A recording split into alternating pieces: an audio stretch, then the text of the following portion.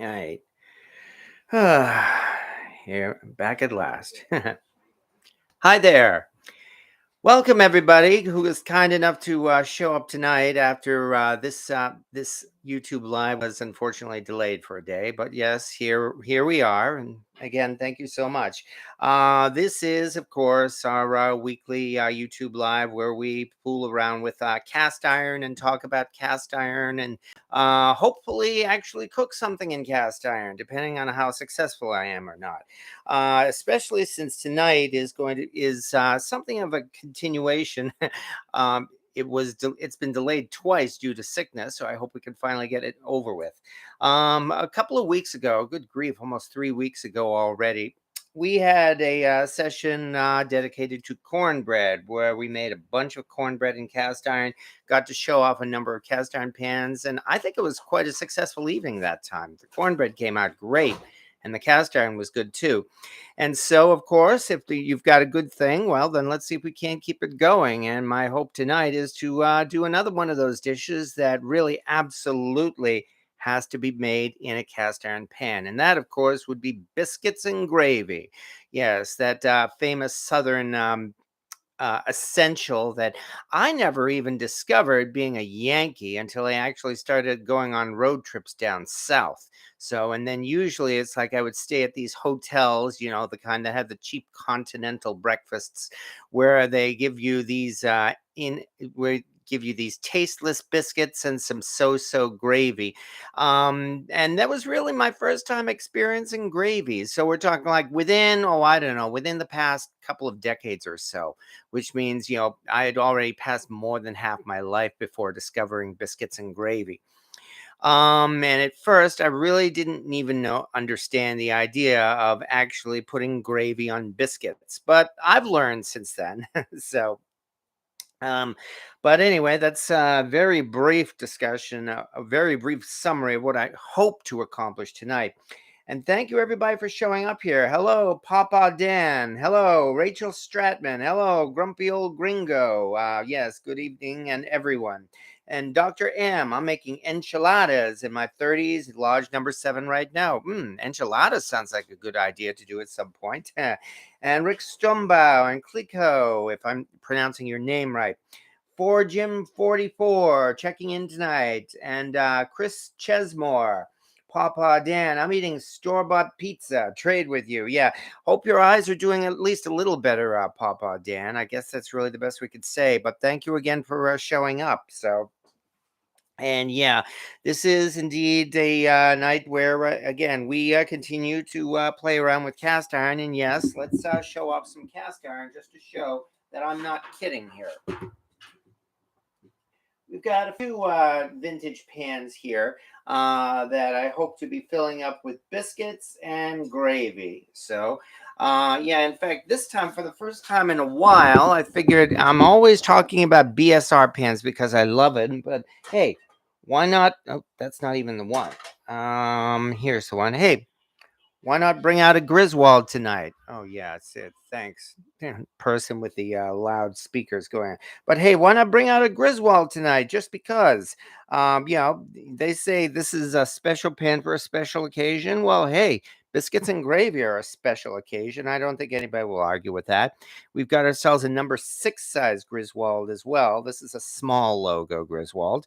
And that's what we'll be starting off with our biscuits, I think. So, um, okay, but especially more than anything else, thank you for showing up. However, now that the introductions are done, I guess I've got one confession in that I've mentioned so many times already that I am really have I've only been cooking for like about the past 10 years or 11 years now or so, and so I've been learning a lot of lessons the hard way. And that means really, if we're going to be doing biscuits and great biscuits tonight, then I'm thinking maybe we should start a betting pool or something. I'm making biscuits. Well, here's the question. Are these going to turn out as rocks, charcoal, or biscuits? But, well, I guess we'll find out. Let's just say I've learned a few lessons the hard way, as I'm sure everybody who's made biscuits have. and I'm hoping at least folks can be kind enough to share their experience. And hello, Android Jock, I guess. What cast iron brand do you prefer for making biscuits and gravy? Well, I enjoy all of my cast iron here. As you saw, I brought out a Griswold, although I also have my Lightning, my BS&R Red Mountain. For the gravy, actually, for the gravy, I should mention. Whoops! Oh, what happened there? Okay. Anyway, for the gravy, I'm actually bringing out a number 10 size, a 12-inch BSR here, so that there will be plenty of room for cooking some sausage and gravy. Because that, of course, is going to require a lot of stirring, and I find a lot of space in the pan really helps for making some good gravy.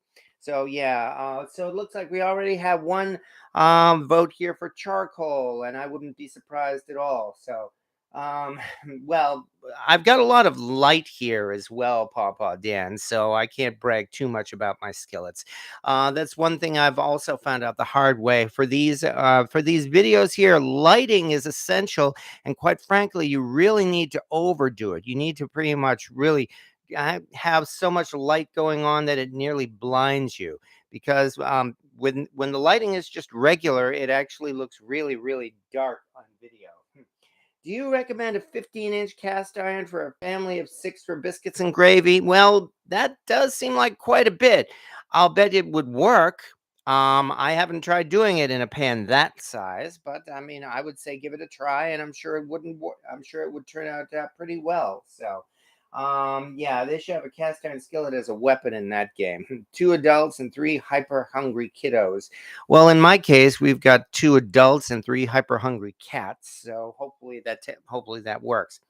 Anyway, rather than just talking and talking and talking, let's see what we can do to attempt to make us some biscuits here. This should be amusing. At this point, I think I might as well mention a couple of lessons I've learned the hard way. The things that they never tell you on those cooking shows and those cooking videos. You know the ones. The one where the chef comes out and with no trouble at all, snaps his fingers, and he's got these beautiful flaky biscuits that are perfectly browned, whereas when we try to do it, we end up getting flour all over the place. So I guess I'll say a couple of things about making biscuits. Number one, use a way too big bowl, and I'm not kidding either. This is 2 cups of flour way down here in this bowl here. Whereas I used a big bowl with high sides, especially so that we wouldn't end up getting flour all over the place. And the other thing that I learned the hard way, number two, this is an essential step. This is not an optional step. Whisk the flour or sift it, either way.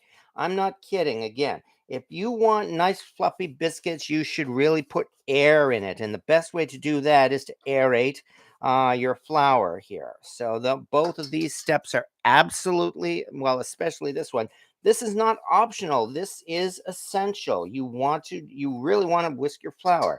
The other thing, again, to do with biscuits, and then I think I'll stop trying to be a professor here, is to weigh your flour. And here's the part where people turn off this live and start running away.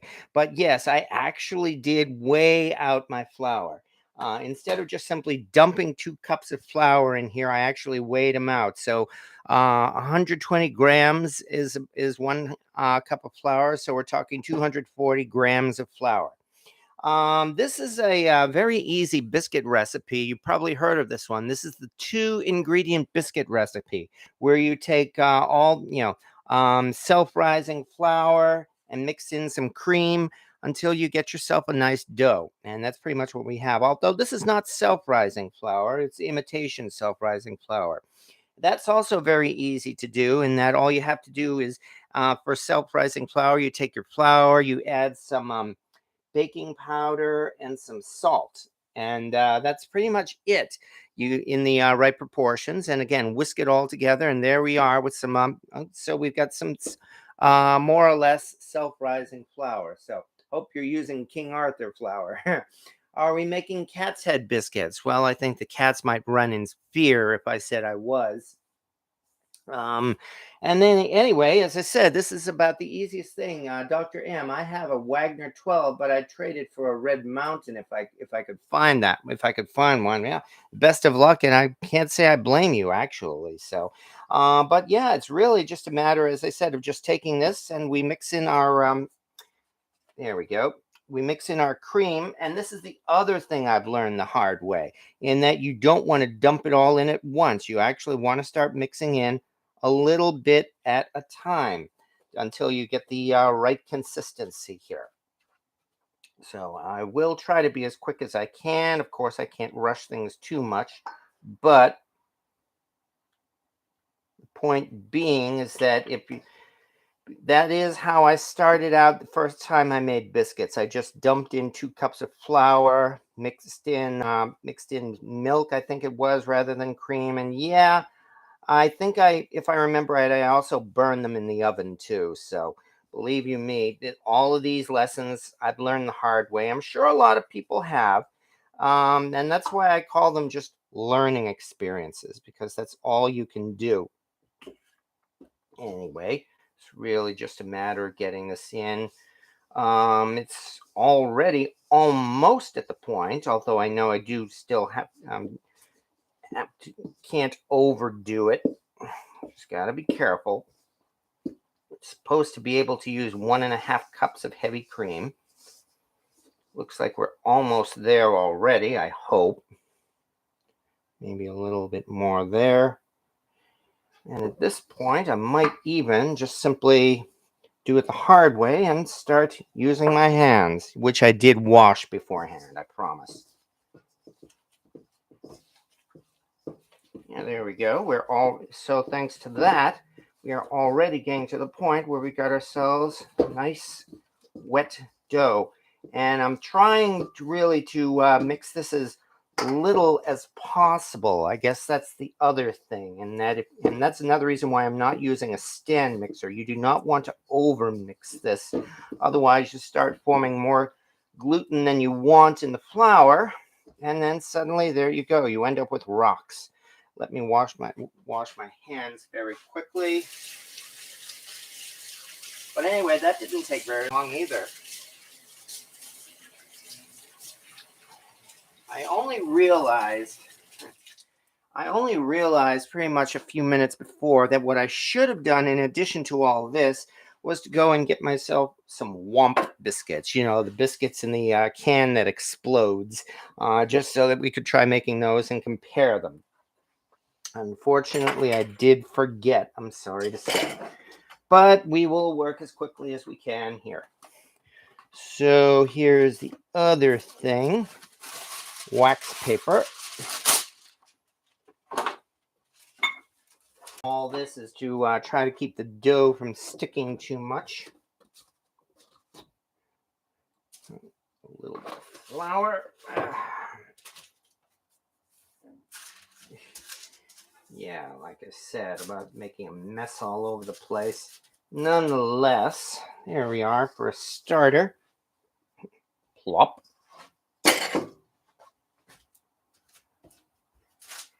There we go. That did not take long. And once we pat this down, here's the other thing about biscuits. And that, of course, would be we start folding them.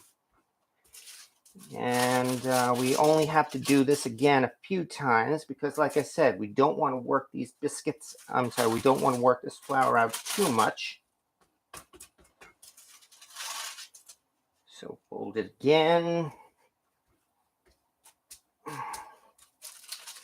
And fold it again. Maybe 1 or 2 more times, and that should be enough. Yeah, this isn't taking very long, is it? So it's really not that difficult, even for me. You know, the guy who already said that I could end up making rocks here. Nice and careful. And that's another reason, by the way, why I'm not using a rolling pin here. Because I really don't want to work this dough too much, if at all possible. There we go. Still, This is not looking too badly at all, if you ask me.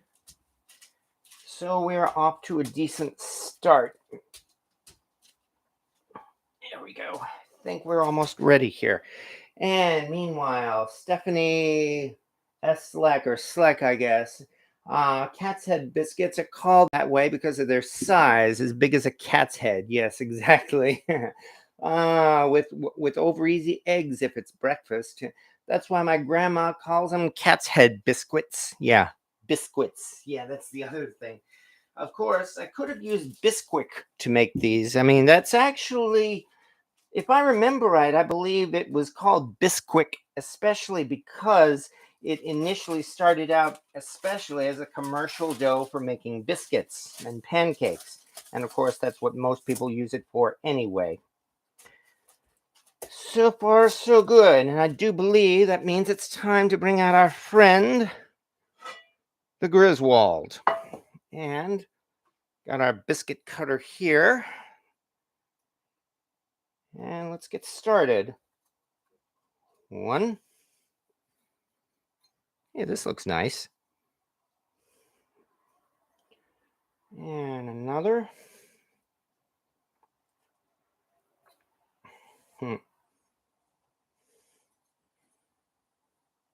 If these things turn out semi-decent, I will be actually quite proud of myself. I am not much of a baker, and I really pretty much have been learning as I go, although it has certainly been a fun experience. And yeah. Okay, meanwhile, as I said already, this is a small logo Griswold, and it's a size number 6, which is unusual for Griswold. Not exactly rare as far as Griswold goes. You know, it's one of those unusual sizes. You're more often to see a Griswold in a size 5, or a 7, or an 8, or a 3. Those are probably the most common ones. All right, let's get these out. Very quickly roll them and maybe fold them 1 or 2 more times. I know that if I were to try selling this on eBay, I'd use the usual buzzwords, you know, rare Griswold number 6 exclamation point, no, or 15 exclamation points.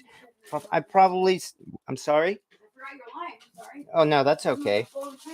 That's all right. Hi, everybody. Yeah. Hi, Jamie says hi as well. Hola.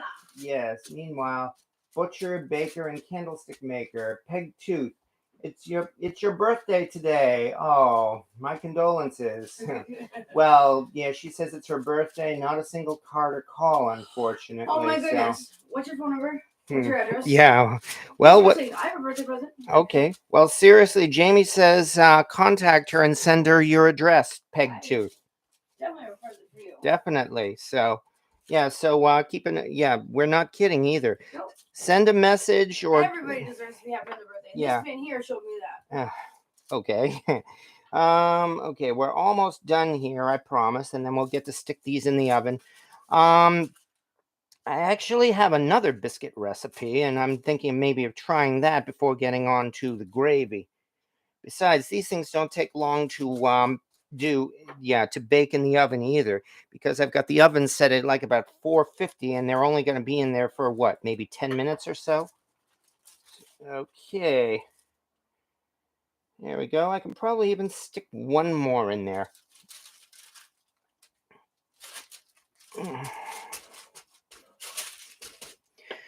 Okay, yeah, Jamie, I've already promised them I'm going to try to make biscuits that won't break your teeth. Okay, cool. Yeah, I'm on the edge of that. Yeah. Okay. That's a little more real than you want to. There we go. I'd like to admit. You know, what I was thinking is I could get some cream cheese and we could do a hot pepper jelly and cream cheese on a biscuit too. We could do that. Cream cheese. Are you guys a fan of hot pepper jelly? Oh, are you a fan of hot pepper jelly? She's asking. So, anyway, that sure didn't take long at all. Try putting your cutter next to where you cut the last biscuit. Can get more biscuits for a rolled out dough. Making my grandmother's lasagna recipe tonight. Oh, that sounds good. Yeah, I'm definitely gonna have to do that come Mother's Day, or maybe a little before that. So, but here we are. We've got a nice start anyway, and we've got a little batch of biscuits. So, are you gonna do the rest of the biscuit recipe? Or are you gonna put it aside? Well, I'm okay. Do you want me to put it aside? Well, if you have plans for it, no. Okay, no. I'm gonna make another batch, in fact. Okay, so yeah, that's fine. So, yeah, just save me Okay, one. 1 second. One set. You know? Into the oven they go. Sorry. Sorry. Guess what? Yes. I'm in charge of cow. You're what? Ooh, moo. Oh, shit. Okay. All right. Well, if you want this dough, I feel that joke. Okay, that's all right. If you want this dough, feel free.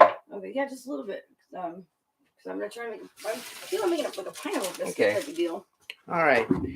Anyway, first batch of biscuits is in the oven, and this did not take long at all. So I'm thinking we might want to. Although, do help me out, folks, so that I don't accidentally burn the biscuits. Remember, I told you about charcoal. They're only supposed to be in the oven for what, maybe 10 minutes or so. That shouldn't be difficult at all.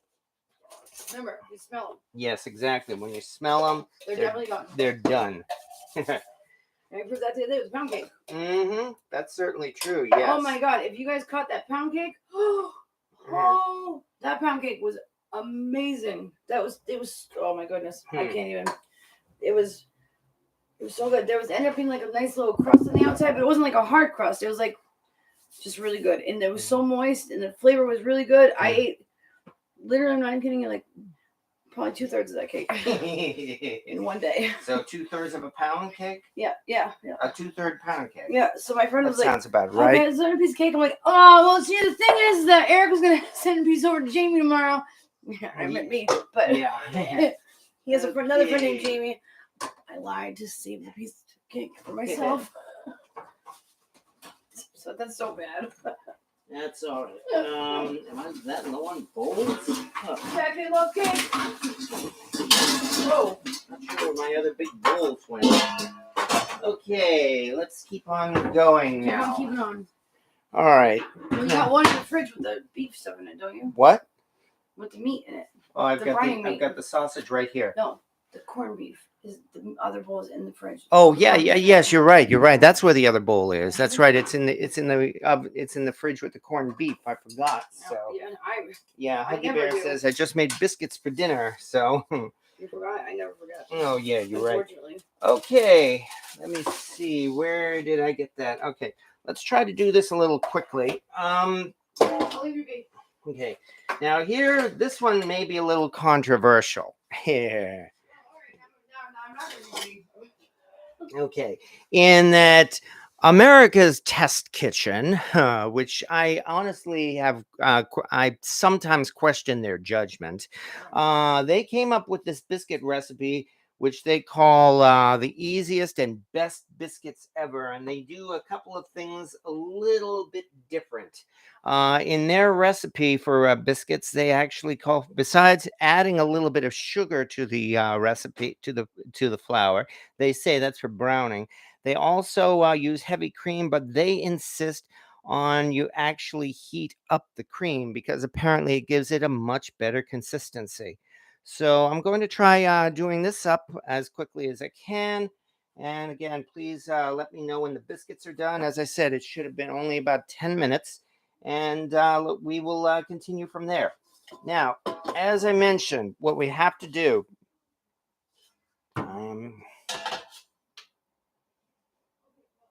there we go.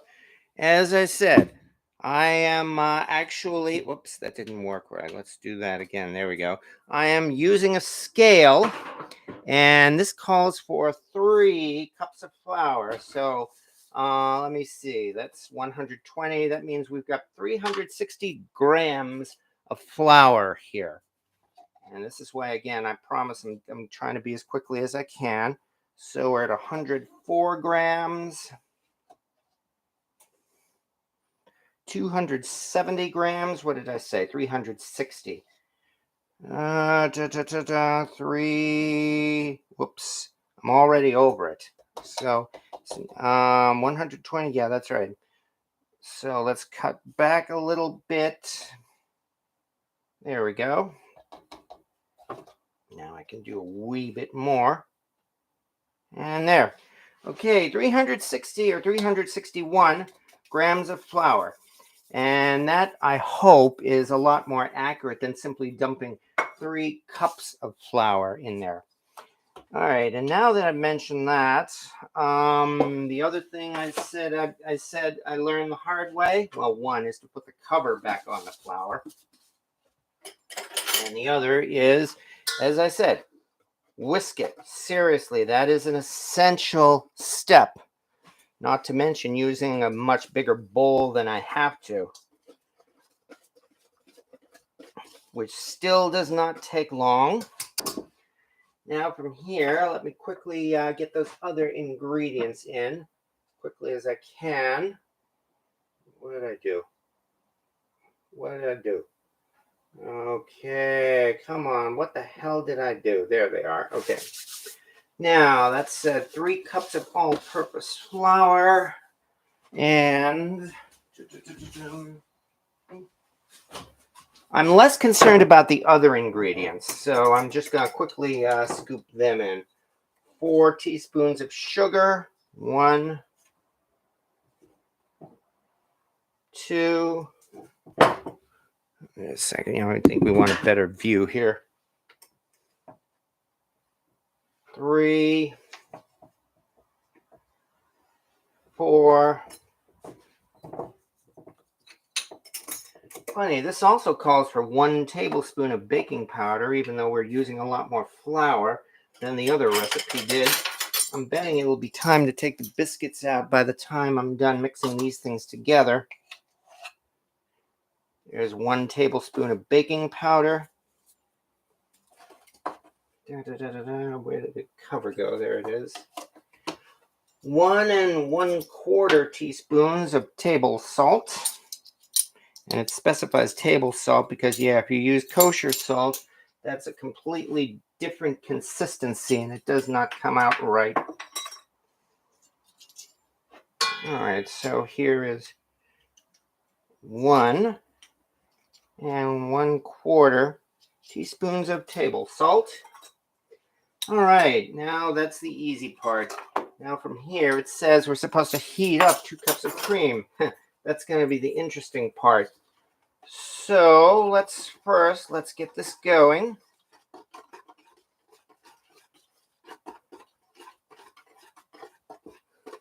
As I said already, whisking this to put air into the flour is an essential move, not optional, but essential. And from here, I think let's quickly check on those biscuits. Ooh, they're definitely rising, although they're also not browned on top yet. So we still have at least a couple of minutes. So yeah, I like how they look though so far. All right. Okay, the other thing I have to do. How is this consistency coming out so far? Well, so far they're looking pretty good. Nice. Okay, in fact, this is where I get to bring out yet another cast iron, piece of cast iron. How about a BS&R saucepan? That's it. Duh. My mind went blank. The first time I made rice, or you made me rice, it was in that pot. Oh, okay. Yep. I didn't even remember that. I did because we had to get a new pot to make rice, and we made rice all the time. Oh, yeah, that's right. That's okay. why we got the rice cooker. No, rice cooker, what's it called? Yeah. Let me show you the bottom of this as well, by the way. As I mentioned, this is, I believe, is a Century Series 2-quart saucepan. So, I could very well use a skillet, but I figured we've got this. So, looks like I gotta get more cream. Oh, God damn it. Stupid. Excuse me. No, I'm good. I tripped over the cord again, that's all. You know what will help that? Mm-hmm. Watch this. There we are. That's an idea. Yep. All right. Sure is. Now, let's very quickly... Check the internet connection, please, real quick, just to make sure it's okay. I'm sorry? Check the internet connection, because it pulled the cord. Yes, no, the connection looks good. Okay, cool. It's still showing whole. There you go. Okay. Now, let's quickly do... I'm supposed to do 2 cups of cream, and I'm supposed to heat them up. In fact, I should start heating this up right now. On the other hand, because of that, I know it is heating up. Supposed to heat these things up to about 90, yeah, between 95 and 100 degrees. Heat it up to body temperature. So we'll see how well that turns out. Of course, realistically, people making biscuits in the morning, I mean, I don't think you're regularly going to take the time to heat up your cream to that temperature. There's 1 cup. So I guess this is going to be like kind of like a special occasion type of thing. Well, who knows? Maybe birthday biscuits for Peg Tooth, for instance. There's a concept for you. And don't want to get that into the flour. There we are. So 2 cups. And once that's done, we'll be able to use that and make a second batch of biscuits. On the other hand, I do believe we are about ready. Well, though somebody says check in 1 minute. Well, let's very quickly check right now. Oh, they're just starting to brown on top. Yes, I think you're right. Maybe about 1 minute or so.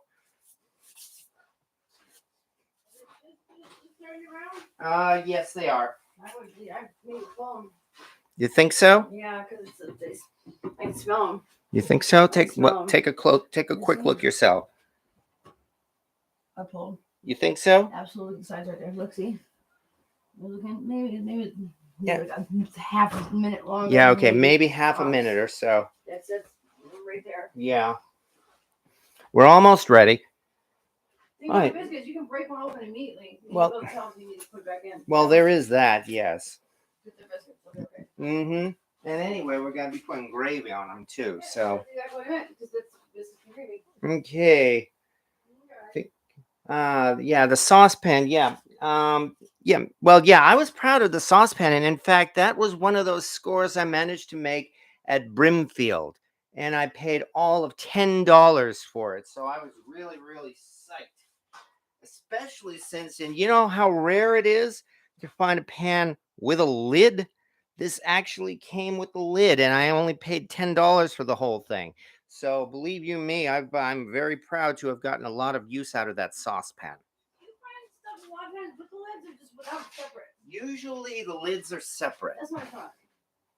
That was really lucky then. Yeah, exactly. Okay, I think we're about ready. Here we go. So here we go. Well, here we come. Walk down the street. Excuse me. Just realized I forgot my oven mitt. All right.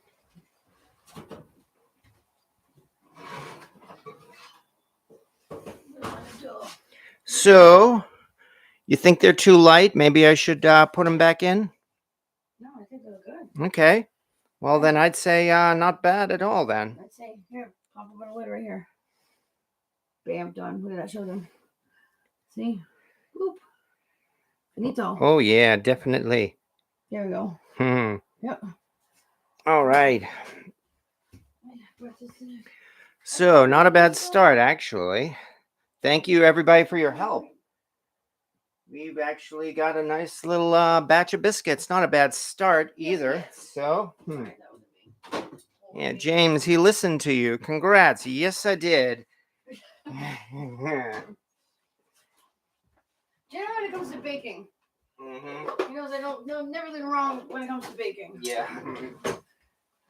All right. I mean, I'm good with both cooking and regular cooking and baking. So is Eric as well. But I'd say if you have to say who's better, I'd say Eric's better cook like with regular cooking, and I probably do lean more towards the baking. Although Eric is the cake mix from scratch. Can't be right. That hasn't Eric changed. Smokes the doors off me. But brownies, I win. I win. Wow, this thing's already up to about 60 degrees, actually. So that's not doing too badly. So it looks like in about a couple of minutes or so, 64, 66. Yeah, 72. Yeah, I definitely got to watch myself here. That's for sure. All right. Or maybe, I don't know. There may very well be a hot spot on this cheap stove, which is certainly possible, but it looks like in only a couple of minutes or so. Oh, what? New stove is in, by the way. Oh, yeah, I'm definitely looking forward to that. Oh, be quiet. Yesterday. Don't know what happened here. Hold on. Why that went off, I don't know. But, okay. Stove alert. Yes, exactly. The stove got delivered yesterday. Oh. Well, I'm really glad to hear that. They said the stove was just delivered in the new apartment, so within a couple of weeks we'll finally be moving in. So he just got in the kitchen in the past few days. yeah, my father would be yelling, "Stop opening that oven door!" Well, the new stove actually, I believe, has a glass front, so we don't have to keep opening it. And Bob asked, my aunt made biscuits morning, noon, and night, and she kept her flour in a trash can. That's how much she made biscuits, and they would melt in your mouth. Yeah, I'm while I am proud of how these biscuits turned out, I don't think these are probably going to be melt in your mouth biscuits. But on the other hand, looking forward to the gravy on them, that's for sure. So, and once we do this, we will do the gravy. As I said, I'm just going to get one more batch of biscuits done, and then we will get on with it. So I appreciate you, as always, appreciate everybody's patience. Let me check this one more time because I don't think we want to overheat this. Yeah, because we already have the smell of biscuits in the air. It's kind of going to be a little clouded. Yes, yes, exactly. Okay, now for this. Some biscuits and mustard. What's going on here? Why is this thing only going between? Do I have this thing in right? Oh, I don't think I did. Okay. I think I had the probe pulled out. So right now it's showing about 72 degrees, which means 82. There's definitely a hot spot in here, that's for sure. Yeah, so I gotta watch myself anyway. I can see there's definitely a hot spot. Maybe I'll turn this thing around already, in fact. You want to take every hot spot. The one way you can do it is put, where is it? A diffuser? Flat. Okay. The griddle pan. Yeah. The flat griddle one. Heat that up, put that on top of it, because then you're not going to have a hot spot, because you're going to have even heat. Yes. You know what I mean? All right, what did I see about Pawpaw Dan? Oh, yeah, Pawpaw Dan goes for a checkup on the 30th. Well, best of luck there, that's for sure. So, for you. Yes, exactly. It's going to be the one way you do it, like today. Yeah. 100% even heating. Roadside assistance guy, congratulations for moving into the apartment. Well, yeah, I'm certainly looking forward to it, definitely. So, and stir the milk. Wow, there's an idea. How about mixing it with a spoon? Gee. What a concept. You can heat this to make more even heating too as well. Ouch. So yeah, how about this? I'm actually taking advice from the internet. Oh man, I'm in trouble. Boy, that's going to spoil this next batch of biscuits, that's for sure. So, tasted that. Yeah, it's already starting to taste warm, so I think we may be about get close to done already. So that means we'll be able to do this next batch of biscuits, and then we will get on with it. And thank you, everybody, for your help so far. Again, I don't think I could have done these biscuits without you. I definitely could not have, in fact. So while we're doing that, let's not waste any time here. Let's get out our wax paper for batch number 2. And then we will continue from there. Let's say we're likely close to done. So let's check this one more time.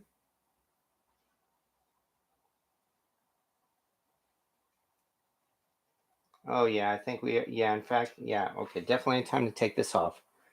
All right, that's this one. Okay, this comes off the heat right now. There we go. It means now we get to work on batch number 2 of the biscuits. So here we go again. As I mentioned already, I made sure to put air in this flour here. So now all we do, like before, is we start adding a little bit at a time.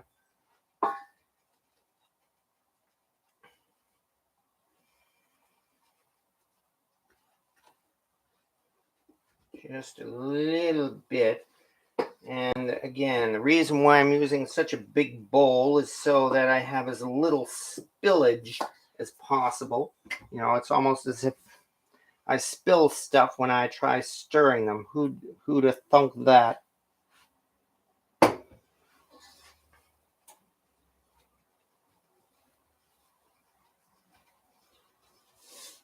There we go. So far, so good. Actually, I like having all this space to work on too. Definitely. In fact, I think, yeah, that's right. Who was it? One of those channels I follow regularly, Brian Lagerstrom. He put out a video just today saying his most useful kitchen items under 25 bucks. One thing he mentioned specifically, a 12-inch metal bowl. Because it really is easy and makes things easy to mix. And I can only agree with him on that. A little bit more here. Get this in now. I think we're about ready to start using my hands. Yeah, spill it all over the place, of course. What else is new?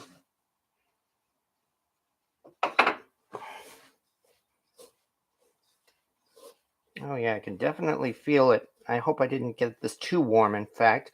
Well, I'm not using yeast, so I don't think that's a real problem. After all, it's nowhere near close to boiling. All right, definitely a little bit more, though, of that cream. Mhm. And remember, there is a little bit of sugar mixed in here as well. They say that's mostly just for browning purposes, at least according to America's Test Kitchen. I mean, yes, I know they do set up their test kitchen, and they do testing of different brands and all that. Even so, I'm still questioning a number of their results. I'm not sure. Are they the one? No, I think it was Cooks Illustrated. About 10. Oh yeah, we definitely have this at a shaggy consistency now.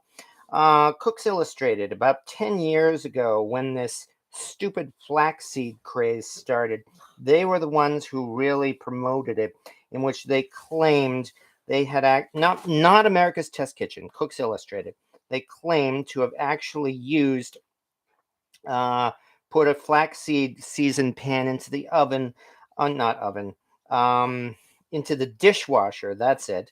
And they even used a squirt of degreaser on it, and they claimed it went through unscathed. Well, I tried that myself and did not do that. Let me wash off my hands. What? I didn't get it. Oh yeah, that flake seed.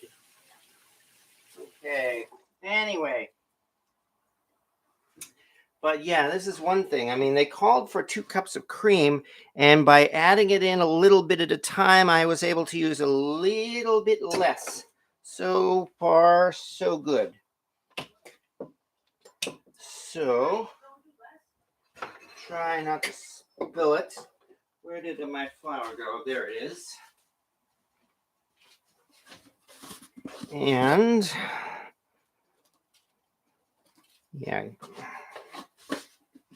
Okay, yeah, right by the stove. And believe me, when I've got a gas flame going, I've really got to be careful about letting the flour go around like that.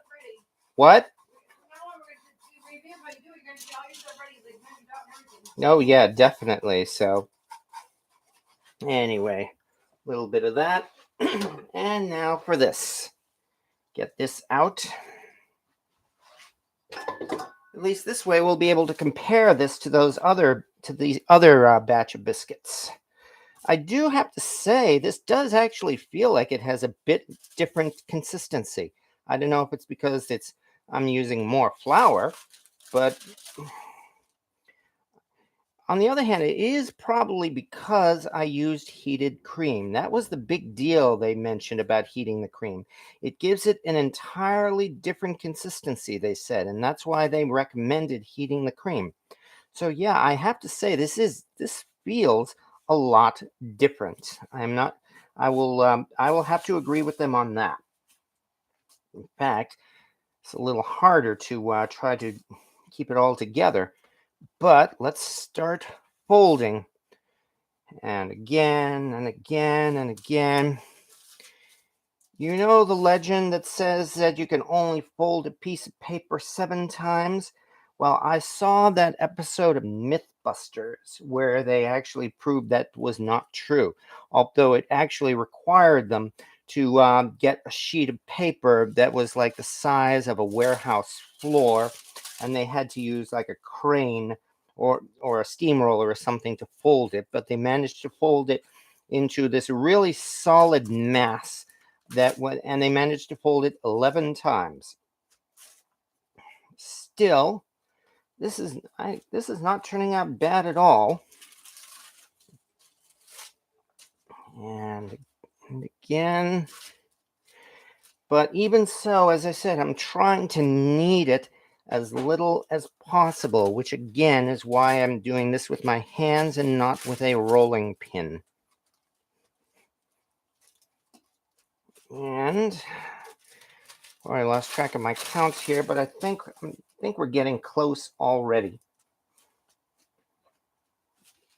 In fact, got this little bit of this extra little bit of flour here. Let's get this on there. All right. So again, this, according to the America's Test Kitchen recipe, this was the result of heating the cream rather than using everything cold. And it definitely gives it a different consistency. Now, let's see what happens with our biscuit cutter. As Papa Dan says, try to space them out as little as possible. And here comes our next pan. This again is my BSNR handwritten number 7, which I call lightning. It's because all of those you on the bottom, it looks as though there are cracks, though in fact that is not cracks. Those are sand shift, they call them. Basically, they are harmless casting flaws that have no effect at all on cooking. And I think they do give it a nice look as well. There's something about that particular pan, that number 7 Red Mountain BSR I found, gives it it does an amazing job of really frying and cooking and the like. I called it lightning because it seems to heat up lightning fast. And this is a somewhat bigger pan than that number 6 Griswold as well. So it means there'll be plenty of room for these biscuits. Let's get these together. And then after that, we will get these into the oven. And then comes the next part. This is where we will start our gravy. In fact, I can start turning this up a little bit. All this time, I've slowly been heating up this 12-inch pan because, again, especially with an oversized... Oh, yeah, let me move this over a little bit. Especially with an oversized pan like this one, as you know, the center will become hot much sooner than the outside. So I have been slowly heating this pan up since this video started, so that way it should have at least some decent heating all around the edges as well as in the center.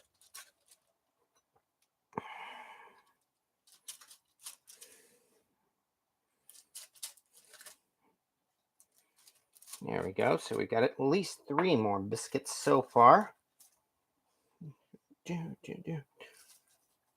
All right, there we go. And it doesn't help that I've got that stupid TikTok music going through my head. Since I started making videos for TikTok this week, I've been watching some TikTok. On one hand, I'm already starting to get tired of it. But on the other hand, yeah, because TikTok is full of stupid jokes, stupid politics, ads, and outright um, You can rip-offs. stop watching it for hours at a time. Yes, you can. Yes. On the other hand, you can get stuck watching it. I don't mean you, I mean everybody. Yeah. Yeah. On the other hand, yes, you can get watching. You can get stuck watching it for hours at a time. I mean, like for instance, today on TikTok, I think I commented on one of their videos. In fact, it's like today on TikTok, I saw pimple popping videos, stupid politics, a lot of bad jokes. And given the choice, I think I will take the pimple popping. All right, but still, here we go. Here is another set of biscuits. So far, so good. Done with a slightly different consistency. So let's see how they turn out in the oven. Thank you very much for your help. Keeping an eye on the time. So right now, according to my clock here, it is. Holy cow! It's 8:51 already. Boy, this time sure goes by fast. I tell you, I didn't want to break the news to you. Yeah, I'm sorry about that. Okay, then from here, let's get these things in the oven.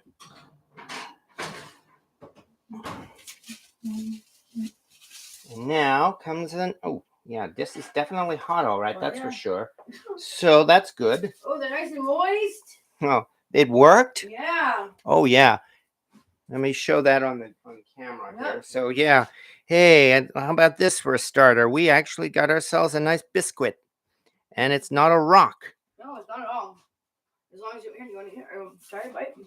Okay, I'll have a little bite. Yep, you got to make sure with those ones you have to make sure you seal them good. Mm-hmm. Otherwise, they will turn into rocks. Yeah, definitely. Yep, that's good, huh? Yeah, it's not a sweet biscuit. It's gonna need that gravy, that's for sure. Mm-hmm.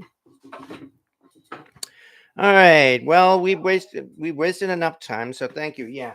TikTok is basically spyware for China. And Huggy Bear, I'm in Michigan, and there's no famous people called Huggy Bear. I never see politics or crap junk. Boy, lucky you.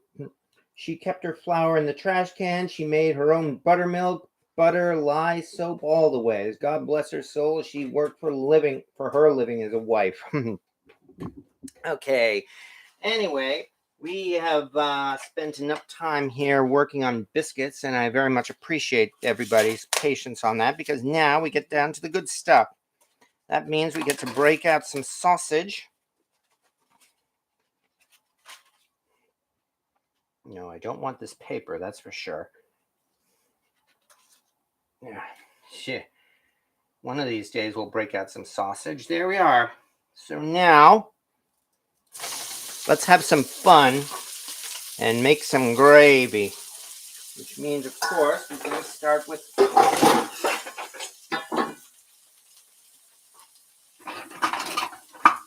There we are.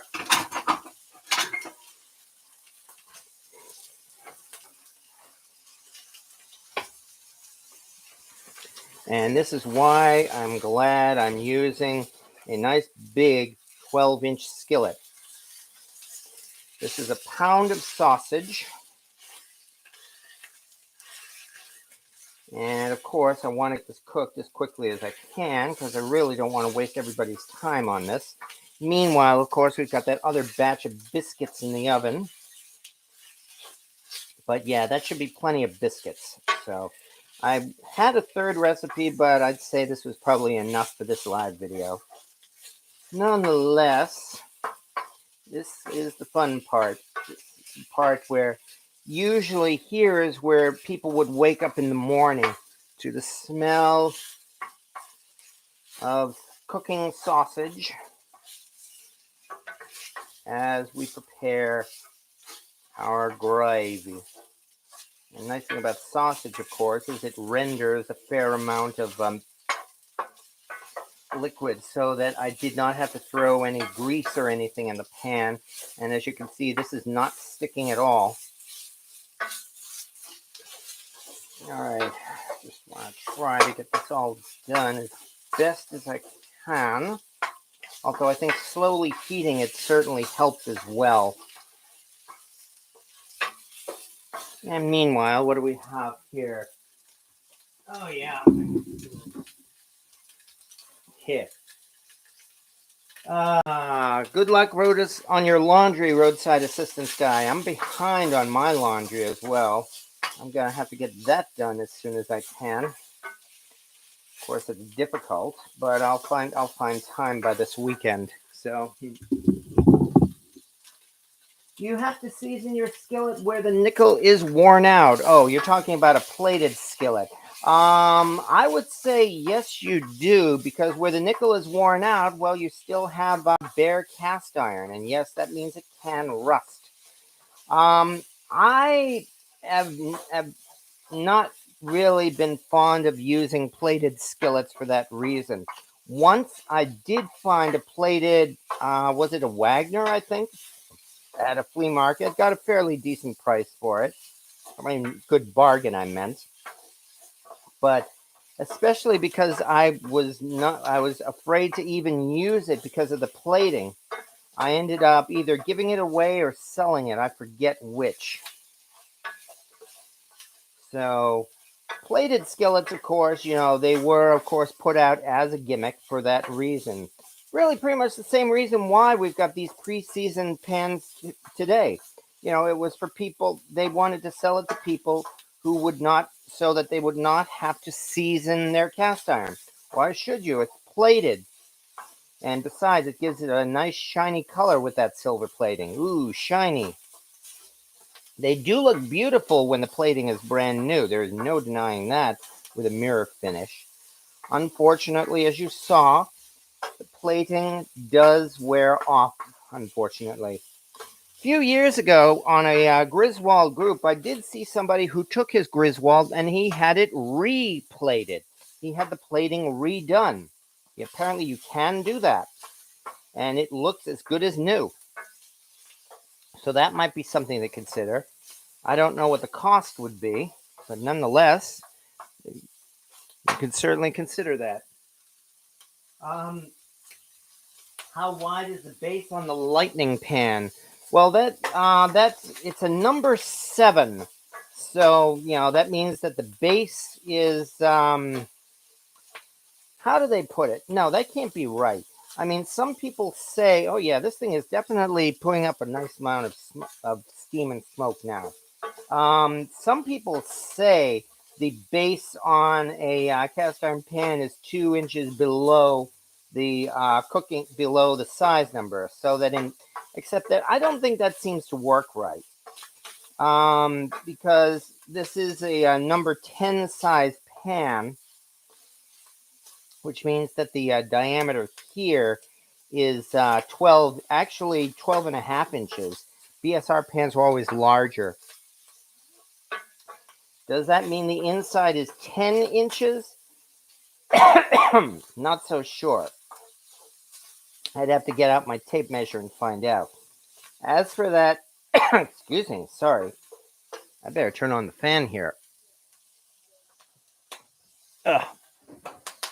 As for that number 7, considering it has a heat ring, and it was definitely designed in the older style, with high, straight edges. Well, it might be probably about 7 inches, I think. By the way, I think I better check those biscuits. Well, they're definitely rising. And it looks like they're browning on the sides more than the top, interestingly enough. But we've got at least a couple of minutes yet. Meanwhile, this is getting to a nice point. I know this is sausage, so I have to be sure it's thoroughly cooked. But it's not going to take forever. Yay, cast iron. Yay, BSR cast iron. So, I know this is the part where people have told me you stir it around too much. Well, with this stuff, fortunately, I think that's the best way to do it. keeps it from sticking, helps to ensure that all of it is thoroughly cooked. It's not the same as a steak. This is sausage, and this is why you want to, there we go. This is sounding pretty good too, I'll say that much.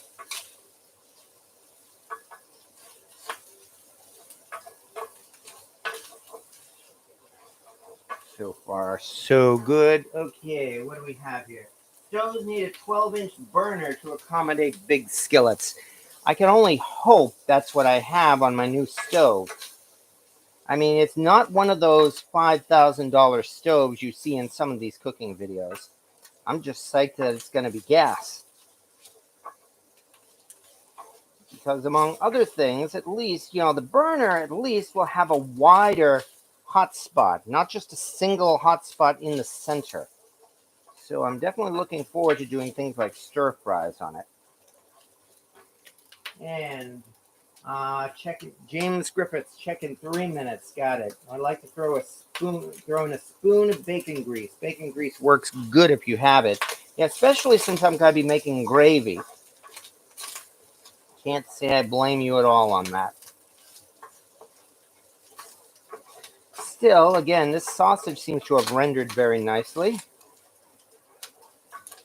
I'm getting some brown bits now, so I'd say we are getting close. And I think doing it in this wide, large pan probably helped. It gives it a lot more surface space than if I use a smaller pan. So I'm hoping that helps to cook this a little faster, because I really don't want to take up people's time too much. And what do we have? So do I. Must be a Louisiana thing. Always have a jar of bacon fat in the fridge. I'm surprised the sausage is putting out more grease. Well, it's it is. I got it at the meat department at Price Chopper. Where they at least do supply fresh sausage. One thing I've learned, there are some things you really should not buy at Wally World. Fresh meat is one of them. So, yeah, Walmart meat is not fresh. Yeah, you're probably right there. Yeah, so I definitely prefer places like Price Chopper or Stop and Shop or Hannaford's or the like for getting fresh meat, which is one reason why I'm happy with how this sausage is turning out. All right, it's lean. Biscuits, check now. Thank you. Let's check again. And even so, I don't think we're at quite that point. Yeah, well, again, they seem to be browning a little bit on the sides, and that's probably because we put sugar in them. But yeah, go ahead. The problem is now it's smelling is the I don't know. Hard to say, isn't it? Yeah, actually, listen, you pull them closer because I can't reach in there and pull them closer to see. If this pull the thing out a little bit. Right, well, the worst I could do. Right there, I can see. What do you think? Look. Those are done. They're done? Yep. Okay. All right. There we go. As you say, Rick Stumbaugh, check biscuits, check biscuits, check biscuits. Here are the biscuits. They didn't brown on top very much, did they? Again, that might be because of my cheap electric oven. Maybe I should have put them on the top rack rather than in the middle. On the other hand, they seem to be a little browned on the sides, too. And look at that, though. Oh, yeah. So, but again, these biscuits are going to be smothered in gravy anyway, so that's why I'm not too worried about it. On the other hand, this is the part where I could just simply coat them with melted butter. I do believe this sausage is getting close to that point as well. So that's good. That means we're actually doing pretty good here. Anyway, that's the other thing I've been practicing and trying to do better with, as you've seen before. I have made gravy on these in my videos, both live and not live. And a lot of times my gravy has been, well, something to be desired. So all I can do is keep on practicing. Even so, I'd say we're probably at about the point where I think I can throw in some grease. Oops, let me get some. Sorry about that. Let's try again. There we go. Get a better view here, shall we?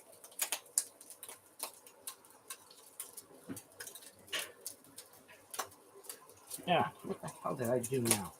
There we go. Anyway, as I was saying, this is getting probably to the point where I think I could start throwing in some grease or some butter. So let me turn down the temperature just a bit and very quickly get the butter. Yes, gravy is an art, no question about that. Very quickly get the butter.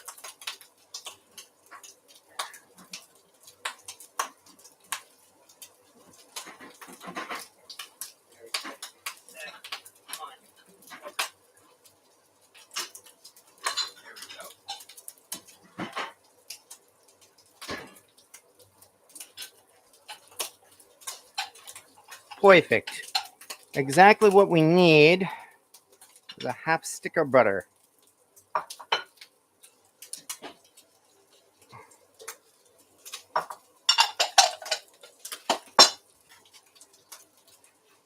And let's get that in. So, Deidre Berger, I'm thinking of getting a 12-inch Stargazer comparable to a vintage number 10. Cooking surface is 9.4. My glass element is only 8. Would this be too big? That's tough to say, especially with a glass top stove. I have enough trouble with this electric stove as it is.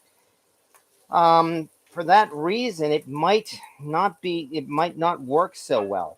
I mean, granted, you can put larger pans on a glass top. That's true. You know, the glass will resist the heat. It just means that you may have to do what I did, which is, again, I gradually heated this for a long time before finally cranking up the heat and throwing in the sausage. That way, the heat would extend out to the sides, even though this is definitely much bigger than the heating element. So, that's a tough call. And anyway, it's your stove, not mine, so you have a lot more experience with it. I'm kind of questionable about it myself. One other option might be to consider a griddle, where you could actually place it over 2 burners, heat up both of them, and while the center would be cooler, you would still have all of that cooking space. Anyway, that's one possibility.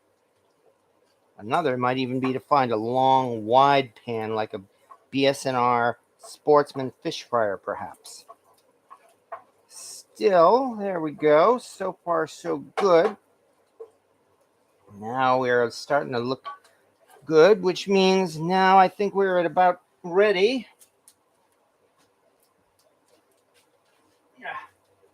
Throw in a little bit of flour.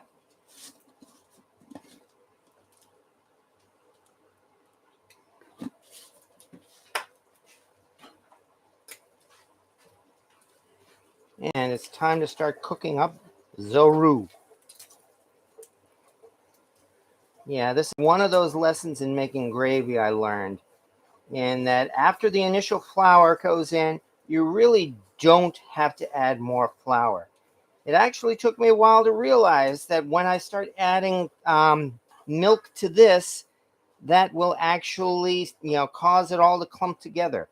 So even though it still looks kind of liquid now, this is actually fine. All I have to do now is cook this for a couple of more minutes. I can turn this off, in fact. so that the flour is cooked and it will not have a floury taste. But still, as I said, we're not doing too badly here. Okay, now that it's cooled off a little bit, let's take another look at these biscuits. Again, they really don't look like they browned at the top. I guess my lesson learned here with both of these is that I should put these up on the top shelf, closest to the top heater element of the oven, so that they will brown better on top. I don't trust the broiler, especially in an electric stove.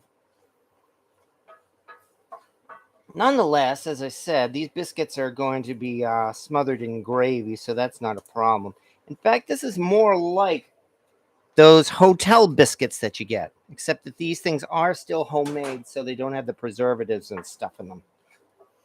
And yeah, as Jamie said, they're going to have to be covered or else they will become rocks. Okay, what do we have here? Crafts for others. Whenever I use my cast iron on gas stovetop, I usually only have the heat at least 2, sometimes 4. It's slower going, but doesn't stick as much. Yes, I think the only biscuits, something about a Pillsbury tube. I have a griddle, but it warped. You can also brush some butter on top of the biscuits to add color in the oven. This is true, and I probably should have done that before they went into the oven, in fact. Another lesson learned. All right, we're probably getting to the point where this roux is cooked, and now we get, means one other thing. Actually, I should probably throw in the last of this cream, too. So, let's do that, and I gotta get the milk out.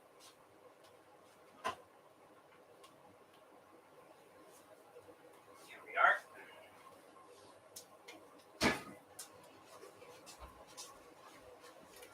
As you say, gravy is an art form, and I'm a very amateur artist. Let's start with the rest of this cream, because it's here.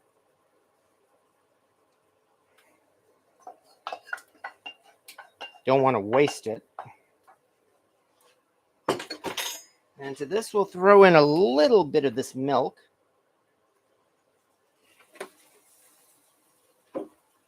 And let's start stirring before this thing burns. But this is what I mean. Just add a little bit of milk.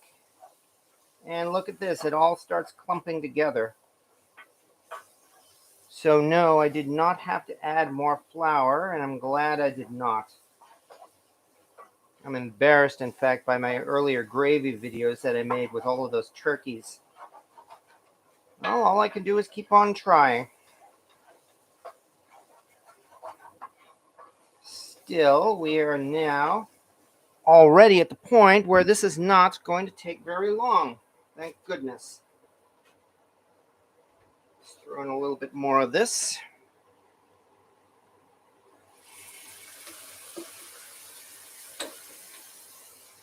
Gotta keep my oven mitt on.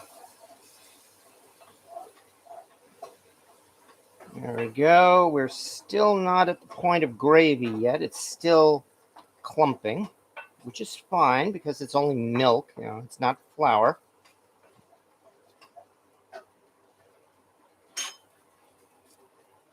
And that's the trick. We just keep doing it a little bit at a time.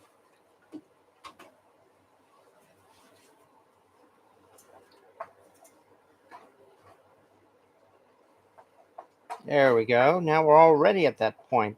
I guess we passed the point of the roux, and now we're starting to get into gravy. Gravy. Wavy gravy. There we go. That didn't take long at all. Of course, we still have a little ways to go, but still, can't count the number of times I forgot the pot holder. More milk, definitely. No question about it. A bit of a pain to work with, but watered chestnut powder is unbelievable to thicken. Tablespoon of Frank's hot sauce will make any gravy delicious. We're not heavy spice people ourselves, but that's only our taste. I mean, I would otherwise agree with you on that. And anyway, as I said, that's just our taste. If you're a hot sauce person, go for it. More milk. Maybe a bit more milk as well. But once again, this is the point. This is the lesson I learned the hard way. Don't add the milk or the liquid all at once. You add it a little bit at a time until you get the consistency that you want. And you just need a little patience and it will work. Yeah, this is already looking nice. Although I definitely still want more liquid in this. Anyway, of course, it only took this long because I made 2 batches of biscuits from scratch, as well as cooking all this sausage and everything. And especially because I did this all live. If this was not done on live video, it probably would have taken about half the time. So yeah, that doesn't take long at all, does it? To have a breakfast of biscuits and gravy made from scratch. Definitely much better than what you can get at just about any takeout place these days. I'm here in New England. No, we don't have Hardee's or Carl's Jr., which apparently is famous for their fast food breakfasts. All we have here for breakfasts are Burger Thing, McGrease, Wendy's is doing breakfast now, and of course, Drunken Donuts. But on the other hand, Drunken Donuts does not do biscuits and gravy. They don't even do donuts very much anymore. Go into a Dunkin' Donuts, look on their menu, and you will be hard-pressed to find the donuts. It's all about the coffee there. But yeah, oh yeah, this is definitely looking good. I think I can even turn off the heat now. And maybe another batch of milk. And I do believe we're done. So this is going to be nice practice as well for the next time I have guests over in my new apartment. Yeah, I'm hoping I can have guests over the week of Brimfield so that we can do an outing. Actually, that wouldn't be a bad plan as well. Anybody else who's interested, not necessarily coming over to my place, I only have a small place, but taking a trip out to Brimfield this coming May, and maybe arranging just to simply have a meeting. Like we all meet at the food court, I don't know, 1 or 2 o'clock in the afternoon. That's one possibility anyway. But nonetheless, look at this. I do believe we have ourselves some gravy. Now, because of this sausage, I'm not sure if I need to add any more salt. Where did I put the salt? There it is. I'm sure a dash of salt won't hurt. Just a dash. Let me quickly get some pepper.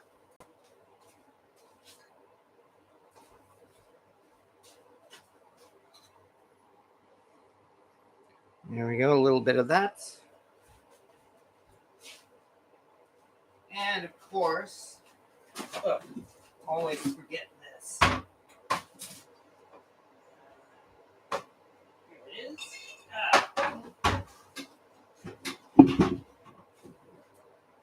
Yeah, come on. Damn it. There we go. And that would be Worcestershire sauce. Or as I've seen it called on TikTok, wash your sister sauce. Okay. But yeah, it certainly helps that I live in Massachusetts, where one of our own towns is named after Worcestershire sauce, namely Worcester, Massachusetts. Still, there it is. I'd say we're doing very nicely here. Nonetheless, here we go.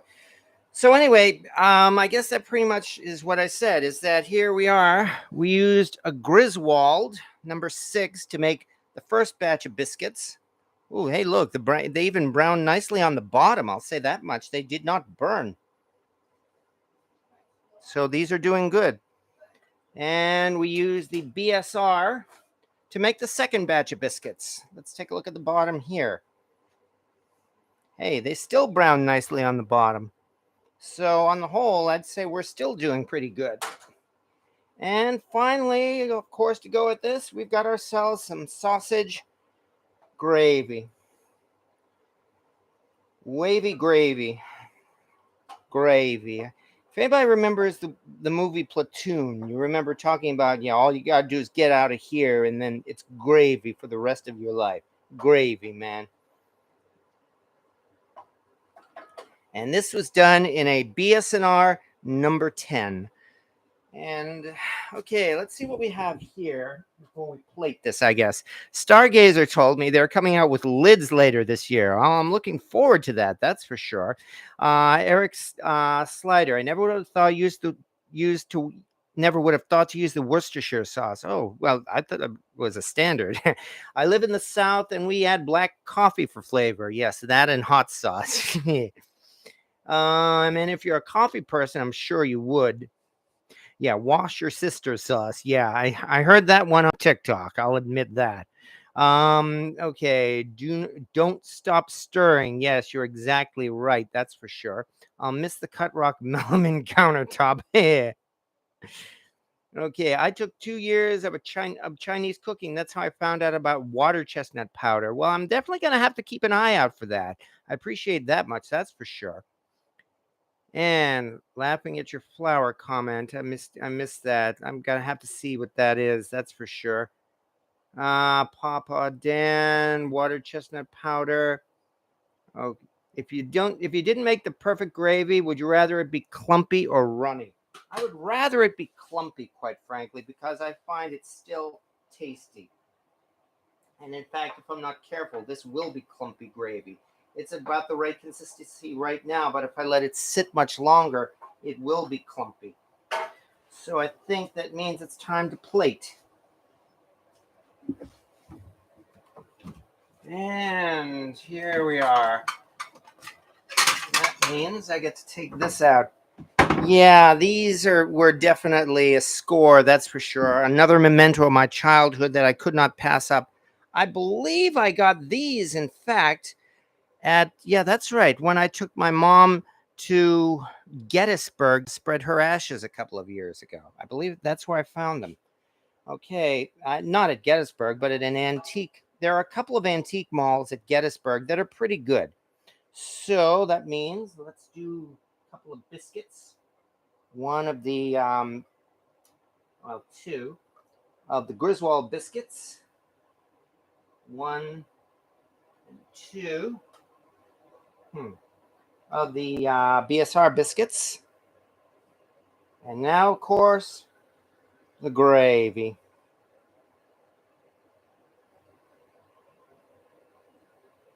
That's too much gravy, said no one ever. But there we are. I'm amazed it actually turned out. I'm kind of proud. I made some biscuits that are not rocks, and I made some gravy with a good consistency. So I'm quite proud of how this turned out tonight. I definitely thank you, everybody, for your advice on all of this as well, especially checking the biscuits. And here, I think, is the result. It sure doesn't look good, that's for sure. I mean, granted, if you've grown up with this, nobody would blink an eye at this. But if you're like me and you're a Yankee, you would look at that and think, you eat that? As Crocodile Dundee said, well, you can live on it, but it tastes like crap. Except that this does not taste like crap, not when it's homemade sausage gravy. All right. Yeah. And with that, wow, we certainly have gotten into the usual time, that's for sure, too. As always, I wasn't sure if this was going to last this long, but still, there we go. Okay. And we used the same ones, but instead of green, they were brown. When I got married years ago in the early those plates. That's right. Yes. Yeah. This Yankee is famous for her sausage gravy. I have Southern roots. Exactly. So yeah, 1970s dinner plates. Yes. Like so many kids in the 1970s, my parents got a set of those plates. And yeah, they were the ones we grew up with. The thing about those Corel dishes is that I have to treat them very, very carefully. You know what happens when those things break? They don't just break, they explode. And you get thousands and thousands of tiny glass splinters all over the place, and you'll be picking them up for months, if not years. We learned that the hard way, that's for sure. Still, there we go. Keith Brookshire, I have just recently made some good biscuits, still on the gravy. Yeah, definitely got to work on the gravy. In fact, as I said already, it's already starting to thicken up. So I'll have to heat it up a little more and add a little bit more milk. But nonetheless, I'm quite happy, really. Definitely the next time I make breakfast for guests, whether I'm the guest or the guests are here, we'll be having biscuits and gravy because I'm quite happy with how this turned out. Open the biscuits in half and smother with butter and gravy, then more hot sauce. Yeah, they break into needle-like shards. Yes, they do. That's for sure. But anyway, I guess yeah, they do explode. My mom was an expert at destroying them. I grew up with 3 brothers. We knew all too well about destroying those Corelle dishes, that's for sure. So, a good quick biscuit is just whipping cream and self-rising flour. That's exactly what we did with Cats and Hats. We did exactly that. We used the Griswold, in fact, to make those 2-ingredient biscuits. And that's where, again, I took a couple of lessons to heart, and I think they worked, including number 1. And this is the thing I learned the hard way. You must measure your flour, weigh your flour, and you must whisk your flour or sift your flour. You must get air into your flour. Otherwise, you'll get rocks. So, if nothing else, I'd say please take that to heart because I did, and this is the result.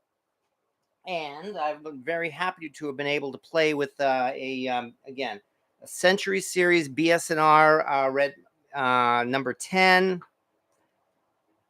the Griswold number 6, and the number 7 Lightning Red Mountain BS&R.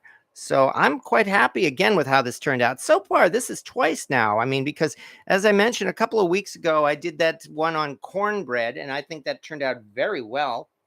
And now we've done some biscuits and gravy, and I've really enjoyed this tonight. I think this turned out pretty good. There were no major disasters here, and I can only hope that everybody enjoyed this. Which means we're really getting about that time. We still have 115 people, 114 people here. So especially since this is a Thursday night, I can only thank you once again so much, everybody, for showing up. And I appreciate this, and I really hope you've enjoyed my spending time, even if you just play this video in the background, for instance. I'm just very happy with really with everybody showing up, and that's really what makes this a lot of fun here. Remember to like and subscribe and hit that bell. Yes. My rent's never noticed that I cooled off a Pyrex lid with water when I was a kid in the 70s. Oh, you got lucky. Yes. I had a Pyrex explode. So I had made lasagna in it, okay? And it had to go back in or something like that. I don't remember what had happened. Did you want some or later? Somehow the cookie sheet in the oven had gotten water on it that was cold or whatever, and I put the Pyrex pan of lasagna already in the oven. Huh. And the second I set it down, the whole thing shattered. Ouch. With lasagna all in it. Ouch. Ruined everything, including the oven. Ruined everything. I've never seen anything like it in my life. I was like, what the? Yeah. I thought they weren't supposed to do that anymore. Mm-hmm. Mm-hmm. Did you want a mouthful? No. Okay. Yeah, I'll make the plate in a second. Okay. Okay. Okay. Okay. Mm. Oh yeah. I am happy with that gravy. Yes, I am. And having said that, though, again, as always, though, thank you, everybody. You know, again, you folks are really, my friends at this point because we've been hanging around so long. And I can only thank you, everybody, for your encouragement and especially for your comments, both positive and negative. As I said before enough times, I appreciate honest criticism because if not for the honest criticism, I wouldn't have been able to do this. So thank you very much for everything on that, folks. And having said that, I guess it's time to prepare for next week because what is next week? St. Paddy's Day. You know what else is next week? Pie Day. That is, in fact, Friday, Saturday, Sunday, Monday. Monday is 3/14, Pie Day. So get your pie plates ready, folks, and make yourself a pie, or even buy a pie.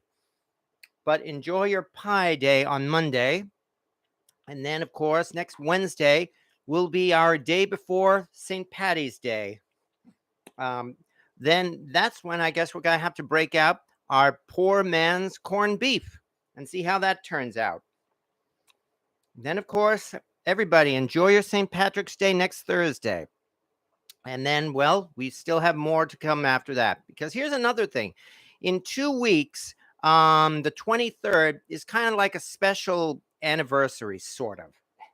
It is actually the 20-year anniversary of my redneck pen, my large number 10 skillet, the very first pen I ever had. I can't believe I've actually owned that thing for 20 years. So I'm going to have to celebrate that in 2 weeks' time.